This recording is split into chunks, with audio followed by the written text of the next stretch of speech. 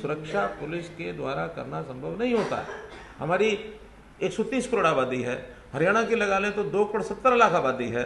अब 2,70,00,000 या 80,00,000 आबादी, हमारी पुलिस कितनी है? अब 60,000 50,000। तो इसलिए ये वातावरण बनाना पड़ता है। हम वातावरण बनाएंगे, अपील बार बार करेंगे, हाँ उसमें से एक सीमा को भी लांघेगा, उसके खिलाफ कार्रवाई करेंगे।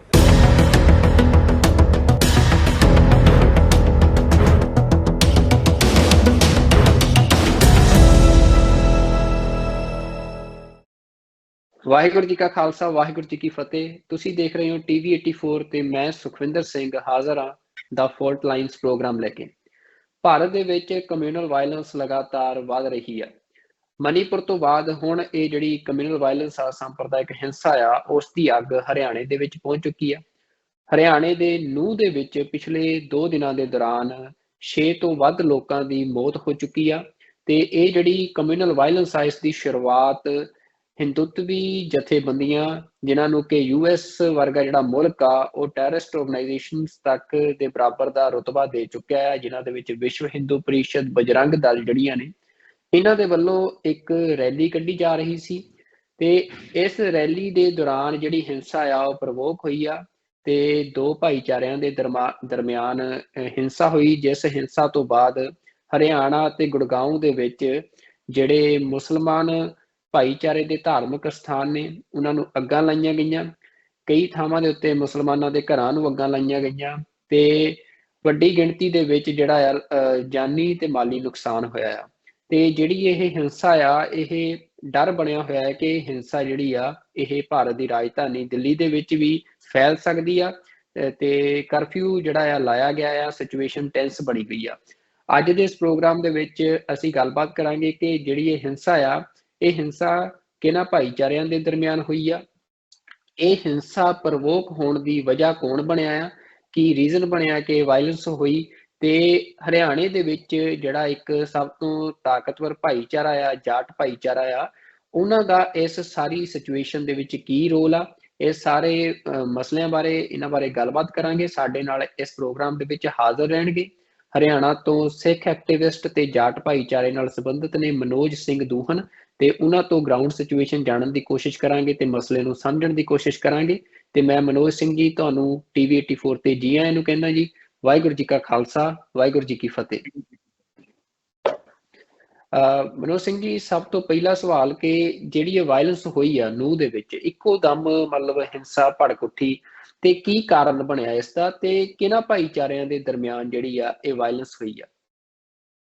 देखिए, ये सुखविंदर भाई, हमको लगता है कि ये एकदम वायलेंस जो है ये हुई हरियाणा में, लेकिन इसकी तैयारी जो है ये बहुत लंबे समय से चल रही थी, क्योंकि जो फंडामेंटलिस्ट फोर्सेस हैं, जो फंडामेंटलिस्ट सांप्रदायिक जो ताकतें हैं हरियाणा के अंदर, वो हरियाणा में करनाल को और नूह को जो है मेवात के इलाके को वो लेबोरेटरी की तरह इस्तेमाल कर रहे हैं।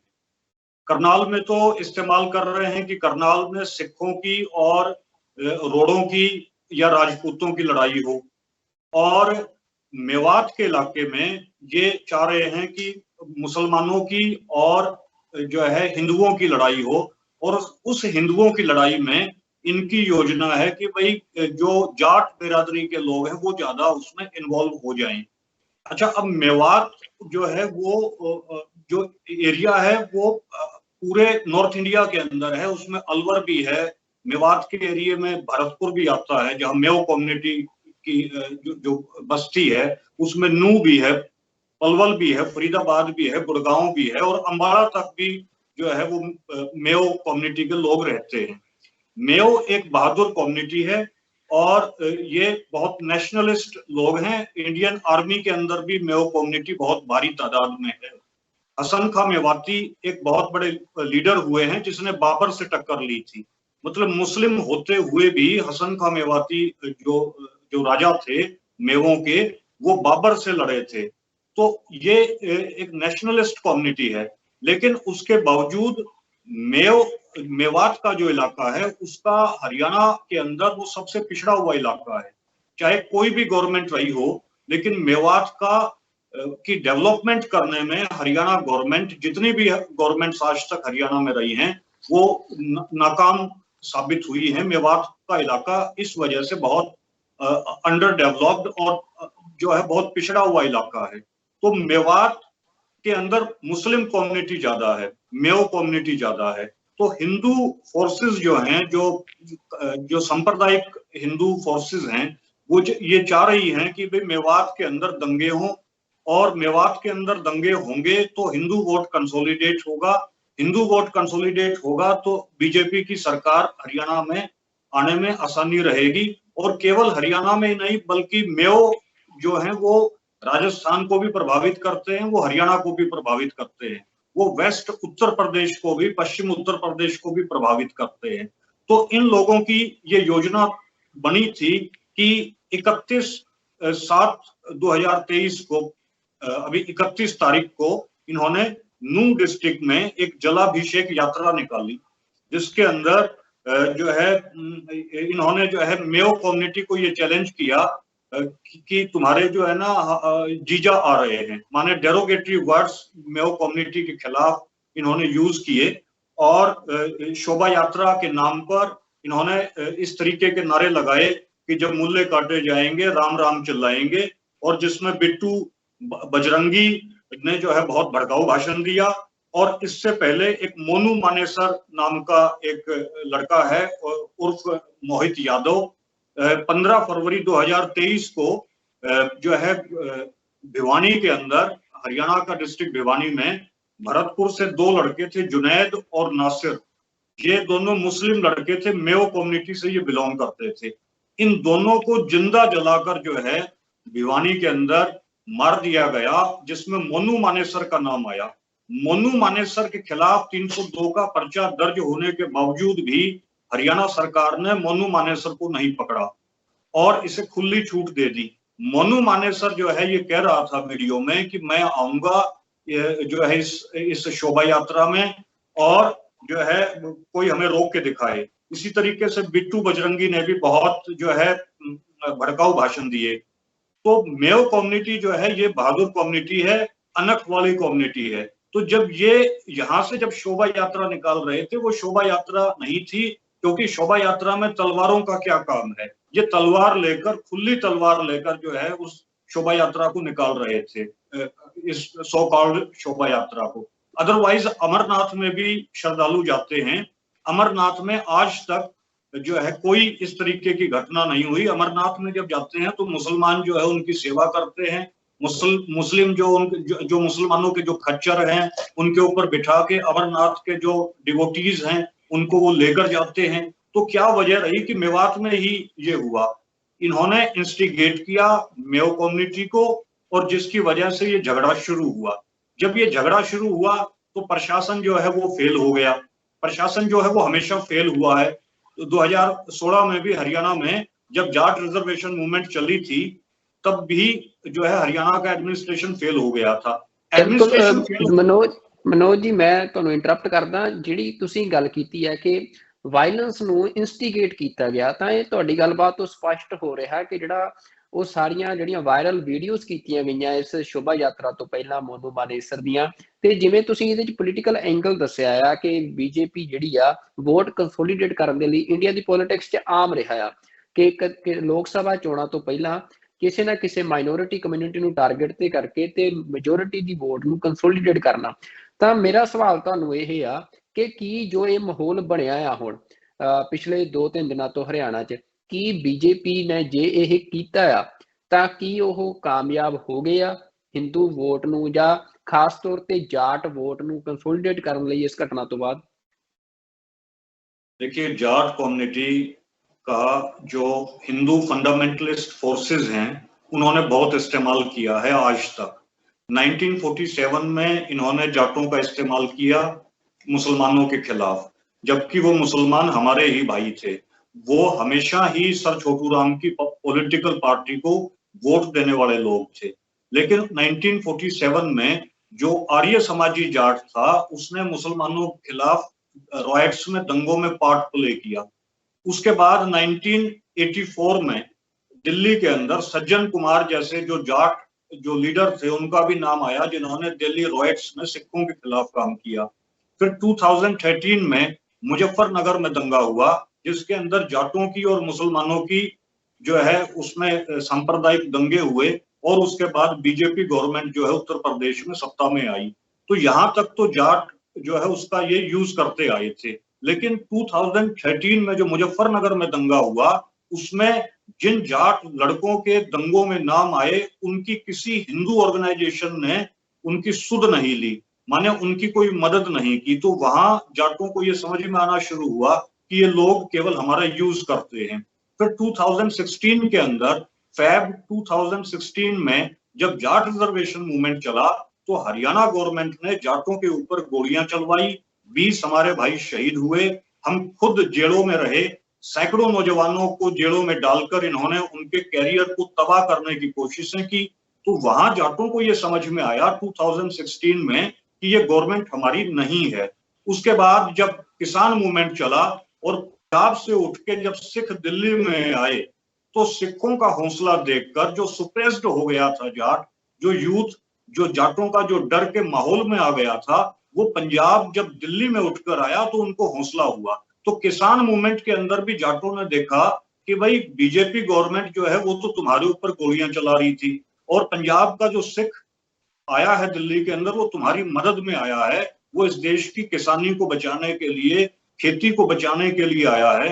तो वहां जाटों ने हिंदू संगठनों का जो रोल देखा, विश्व हिंदू परिषद का या बजरंग दल का या आरएसएस का जो रोल देखा, वो रोल जो था वो सोशल मीडिया के थ्रू या अखबारों के थ्रू जो जाटों ने ऑब्जर्व किया, वो रोल ये था कि ये जाटों को गालियां दे रहे थे जो हिंदू ऑर्गेनाइजेशन थे। तो वहां भी जाटों में जागृति आई।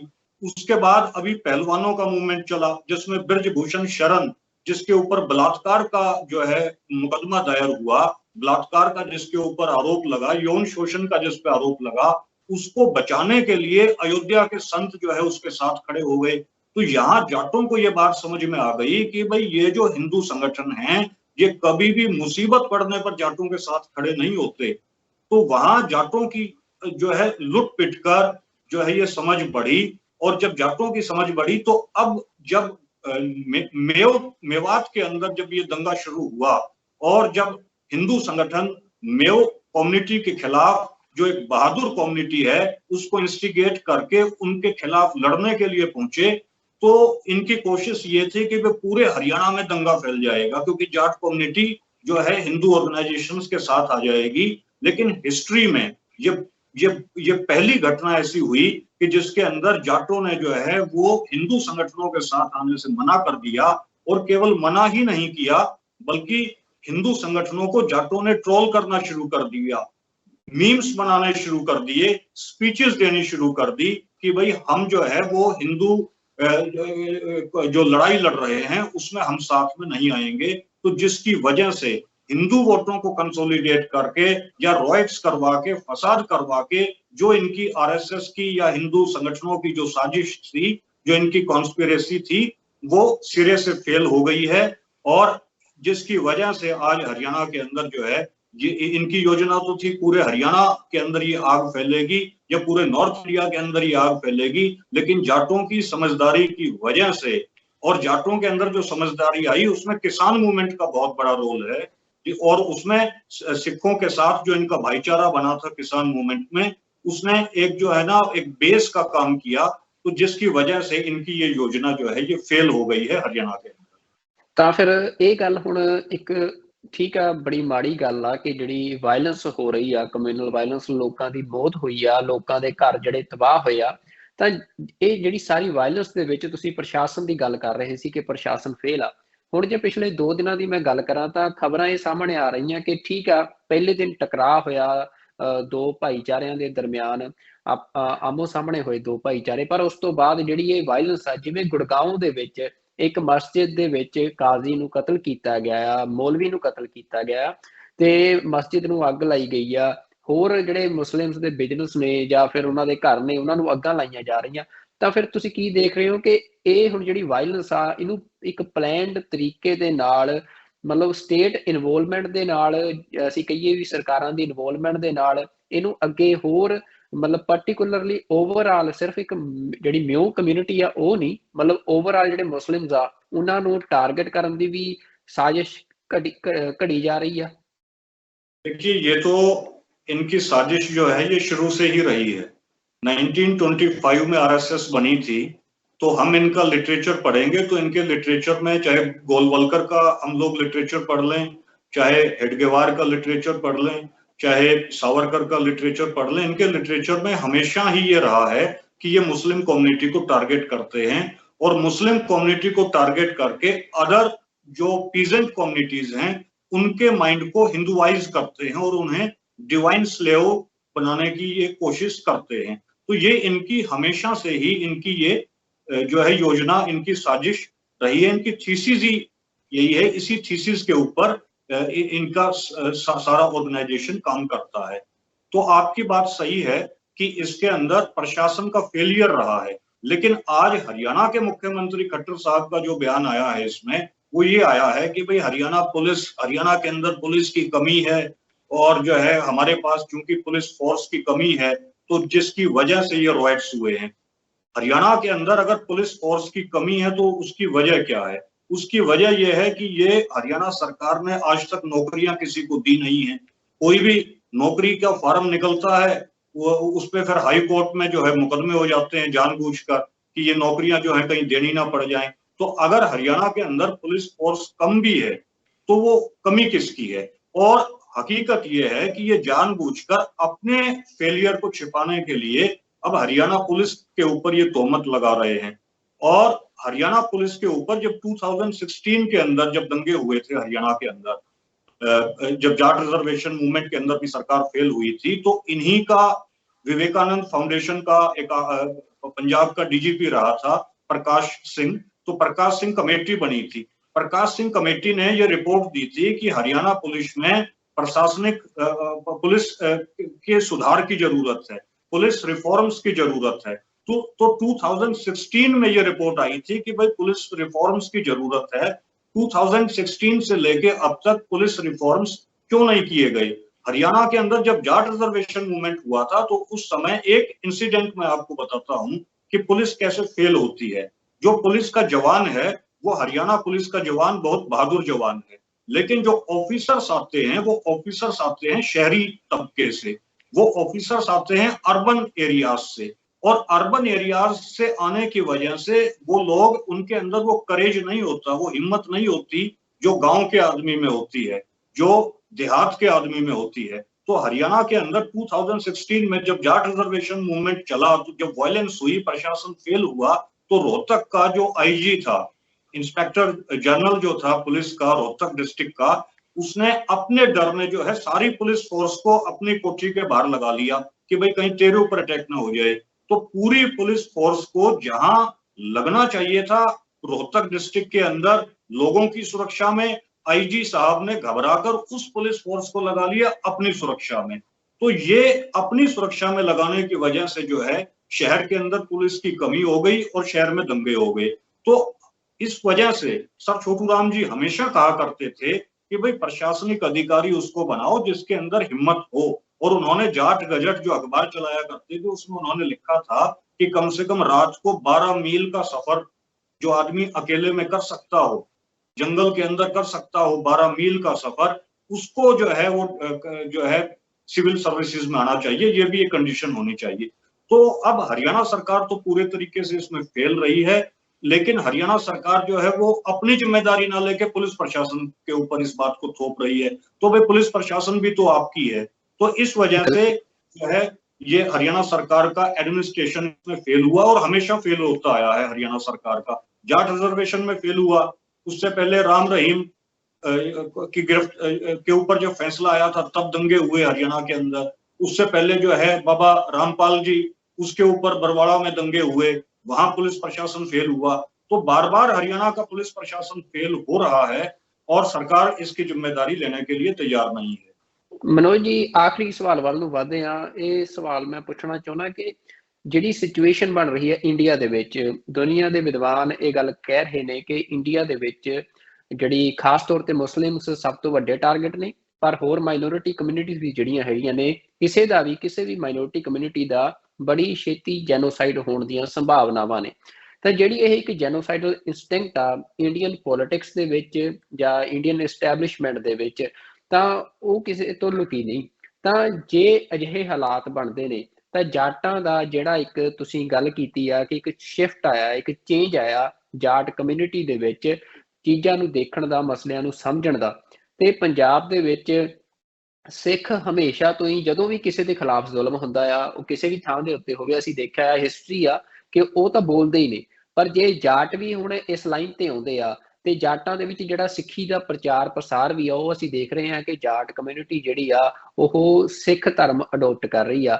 ਤਾਂ ਕੀ ਇੱਕ ਪੋਸੀਬਿਲਿਟੀ ਹੈ ਕਿ ਇਹ ਇੱਕ ਕਾਮਨ ਫੋਰਸ ਪੰਜਾਬ ਅਤੇ ਹਰਿਆਣਾ ਦੇ ਵਿੱਚ ਸਿੱਖੀ ਦੇ ਰੂਪ ਦੇ ਵਿੱਚ ਬਣ ਕੇ ਤੇ ਮਤਲਬ ਸਾਰੇ ਇੰਡੀਆ ਦੇ ਵਿੱਚ ਜਿਹੜੀ ਇਹ ਕਿਸੇ ਦਾ ਵੀ ਜਿਹੜਾ ਜ਼ੁਲਮ ਆ ਜਾਂ ਕੋਈ ਨਸਲ ਘਾਤ ਹੋਣ ਦੀਆਂ ਸੰਭਾਵਨਾਵਾਂ ਨੇ ਉਹਨਾਂ ਨੂੰ ਠੱਲ ਪਾ ਸਕਦਾ ਹੈ? ये डेफिनेटली भाई साहब, ये तो फोर्स जो है ये बनेगी। और गुरु महाराज जी का भी वचन है कि भाई 96 करोड़ी खालसा होना है और ख्वार हुए सब मिलेंगे। ये सारे जितने युद्ध में हम लोग अलग हो चुके थे ये दोबारा मिल रहे हैं और पूरे देश को अब होप ही हरियाणा पंजाब से है। अदरवाइज तो सब सरेंडर कर चुके हैं इनके आगे। आप देखिए मणिपुर में कितने रॉयट्स चल रहे हैं, कोई वहां पे कंट्रोल जो है वो सिचुएशन आ नहीं रही। हरियाणा में भी ये चाह रहे थे कि ये दंगे हों, लेकिन हरियाणा के अंदर जो सिक्खी का प्रभाव हरियाणा में आया है उसकी वजह से ही हरियाणा के अंदर ये एनलाइटनमेंट हुई है। लोगों का दिमाग खुला है, लोगों के दिमाग में दुश्मन की पहचान हुई है। इसमें किसान मूवमेंट का और सिक्खी का बड़ा रोल है। तो आपकी बात सही है कि हरियाणा का जाट अगर समझदार हो गया तो और सिखों के साथ मिल गया तो पूरे साउथ एशिया को लीड करने की ताकत जो है वो हरियाणा पंजाब में आ जाएगी। ਬਿਲਕੁਲ ਮਨੋਜ ਦੋਹਨ ਜੀ, ਬਹੁਤ ਵੱਡੀ ਸਟੇਟਮੈਂਟ ਹੈ ਤੁਹਾਡੀ ਇਹ, ਜਿਹਦੇ ਨਾਲ ਇਹ ਪ੍ਰੋਗਰਾਮ ਮੈਂ ਕਨਕਲੂਡ ਵੀ ਕਰਦਾ। ਤੁਸੀਂ ਸਾਨੂੰ ਜਿਹੜੀ ਸਿਚੁਏਸ਼ਨ ਸਾਰੀ ਗਰਾਊਂਡ ਦੇ ਉੱਤੇ ਆ, ਖਾਸ ਤੌਰ ਤੇ ਜਿਹੜਾ ਉਹਦਾ ਪੋਲੀਟੀਕਲ ਐਂਗਲ ਆ ਕਿ ਵਾਇਲੈਂਸ ਦੀ ਜੜ ਕਿੱਥੇ ਪਈ ਆ, ਤੁਸੀਂ ਉਹ ਬੜੀ ਡਿਟੇਲ ਦੇ ਵਿੱਚ ਸਾਡੇ ਦਰਸ਼ਕਾਂ ਨੂੰ ਸਮਝਾਈ ਤੇ ਇਹਦੇ ਲਈ ਬਹੁਤ ਧੰਨਵਾਦ। ਤੇ ਜਿਹੜਾ ਤੁਸੀਂ ਲਾਸਟ ਤੁਹਾਡਾ ਕਮੈਂਟ ਆ ਉਹ ਬਹੁਤ ਇੰਪੋਰਟੈਂਟ ਆ ਤੇ ਸ਼ਾਇਦ ਹਿਊਮੈਨਿਟੀ ਦੇ ਲਈ ਤੇ ਪੂਰੀ ਦੁਨੀਆ ਦੇ ਲਈ ਜਿਹੜਾ ਆ ਉਹ ਇੱਕ ਸੌਗਾਤ ਵਾਂਗ ਆ ਜੇ ਸਿੱਖੀ ਦੀ ਜਿਹੜੀ ਇਸ ਤਰ੍ਹਾਂ ਦੇ ਨਾਲ ਪ੍ਰਚਾਰ ਪ੍ਰਸਾਰ ਹੁੰਦਾ ਹੈ ਤੇ ਜਿਹੜੇ ਜ਼ੁਲਮ ਆ ਲੋਕਾਂ, ਬੇਗੁਨਾਹ ਲੋਕਾਂ ਦੇ ਉੱਤੇ ਜਿਵੇਂ ਜ਼ੁਲਮ ਹੁੰਦਾ ਆ, ਉਸ ਨੂੰ ਜੇ ਠੱਲ ਪੈਂਦੀ ਆ ਤੇ ਅਸੀਂ ਅਰਦਾਸ ਕਰਦੇ ਹਾਂ। ਤੇ ਸਾਡੇ ਨਾਲ ਜੁੜਨ ਦੇ ਲਈ ਤੁਹਾਡਾ ਬਹੁਤ ਬਹੁਤ ਧੰਨਵਾਦ ਜੀ। ਵਾਹਿਗੁਰੂ ਜੀ ਕਾ ਖਾਲਸਾ, ਵਾਹਿਗੁਰੂ ਜੀ ਕੀ ਫਤਿਹ।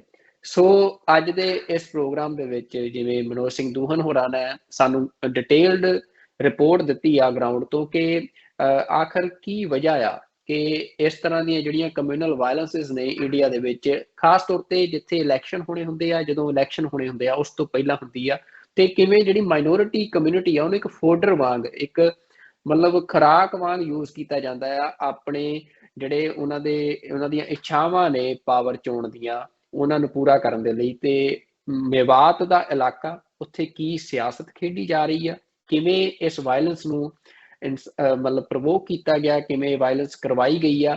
ਭਾਰਤ ਦੇ ਵੀ ਕਈ ਜਿਹੜੇ ਮੇਨਸਟ੍ਰੀਮ ਮੀਡੀਆ ਅਦਾਰੇ ਨੇ ਉਹਨਾਂ ਦੇ ਵਿੱਚ ਵੀ ਹੁਣ ਇਹ ਗੱਲ ਹੋਣ ਲੱਗੀ ਆ ਕਿ ਕਿਵੇਂ ਇਹ ਵਾਇਲੈਂਸ ਜਿਹੜੀ ਆ ਉਹਨੂੰ ਇੱਕ ਪਲੈਨਡ ਤਰੀਕੇ ਦੇ ਨਾਲ ਇੰਸਟੀਗੇਟ ਕੀਤਾ ਗਿਆ। ਤੇ ਉਹ ਸਾਰੀ ਜਿਹੜੀ ਜਾਣਕਾਰੀ ਆ ਸਾਨੂੰ ਮਨੋਜ ਸਿੰਘ ਹੋਰਾਂ ਨੇ ਦਿੱਤੀ ਆ।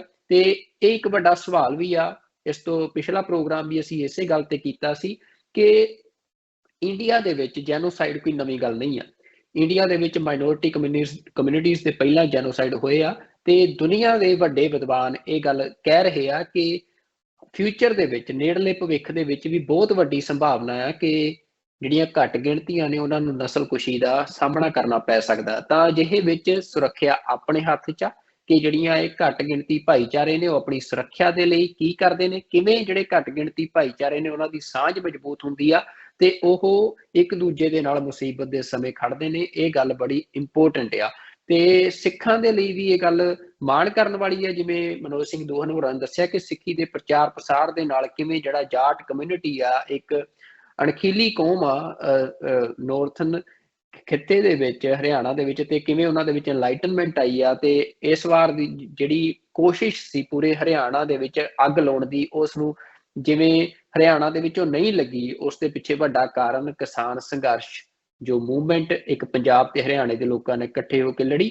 ਤੇ ਨਾਲ ਹੀ ਜਿਹੜੀ ਸਿੱਖੀ ਦਾ ਜਿਵੇਂ ਪ੍ਰਚਾਰ ਪ੍ਰਸਾਰ ਹੋਇਆ ਹਰਿਆਣੇ ਦੇ ਵਿੱਚ, ਖਾਸ ਤੌਰ ਤੇ ਜਾਟ ਕਮਿਊਨਿਟੀ ਦੇ ਵਿੱਚ, ਤਾਂ ਉਸ ਦਾ ਵੱਡਾ ਰੋਲ ਆ। ਤਾਂ ਇਹ ਗੱਲਾਂ ਬੜੀਆਂ ਸਮਝਣ ਵਾਲੀਆਂ ਨੇ, ਬੜੀਆਂ ਅਹਿਮ ਨੇ, ਜਿਹੜੀਆਂ ਕਿ ਅੱਗੇ ਕੀ ਕਰਨਾ ਹੈ, ਭਵਿੱਖ ਦੇ ਵਿੱਚ ਕੀ ਕੀਤਾ ਜਾ ਸਕਦਾ ਆ, ਇਸ ਤਰ੍ਹਾਂ ਦੇ ਜ਼ੁਲਮ ਨੂੰ ਜਾਂ ਇਸ ਤਰ੍ਹਾਂ ਦੀਆਂ ਜਿਹੜੇ ਨਸਲ ਘਾਤ ਨੇ ਉਹਨਾਂ ਨੂੰ ਰੋਕਣ ਦੇ ਲਈ। ਤਾਂ ਇਸ ਦੇ ਬਾਰੇ ਇਸ਼ਾਰੇ ਤੁਹਾਨੂੰ ਇਸ ਗੱਲਬਾਤ ਤੋਂ ਤੇ ਜੋ ਵਾਪਰ ਰਿਹਾ ਆ ਉਸ ਤੋਂ ਮਿਲ ਸਕਦੇ ਨੇ, ਤੇ ਉਸ ਦੇ ਲਈ ਜਿਹੜੀਆਂ ਸਾਰੀਆਂ ਕਮਿਊਨਿਟੀ ਆਰਗੇਨਾਈਜੇਸ਼ਨਸ ਨੇ ਜਾਂ ਡਿਫਰੈਂਟ ਮਾਈਨੋਰਿਟੀ ਕਮਿਊਨਿਟੀਜ਼ ਨੇ, ਉਹਨਾਂ ਦੇ ਚੇਤਨ ਲੋਕ ਨੇ, ਉਹਨਾਂ ਨੂੰ ਐਫਰਟਸ ਕਰਨੇ ਚਾਹੀਦੇ ਆ। ਤਾਂ ਅੱਜ ਦੇ ਪ੍ਰੋਗਰਾਮ ਦੇ ਵਿੱਚ ਇੰਨਾ ਹੀ।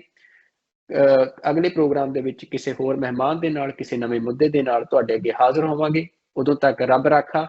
ਵਾਹਿਗੁਰੂ ਜੀ ਕਾ ਖਾਲਸਾ, ਵਾਹਿਗੁਰੂ ਜੀ ਕੀ ਫਤਿਹ।